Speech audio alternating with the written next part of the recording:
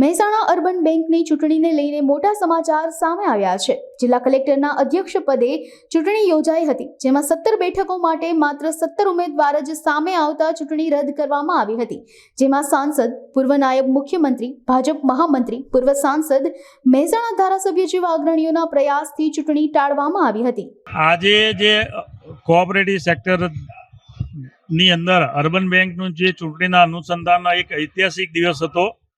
બે મુખ્ય આજે પેનલ સામસામે વિકાસ અને વિશ્વાસ સામસામે લડી રહી હતી।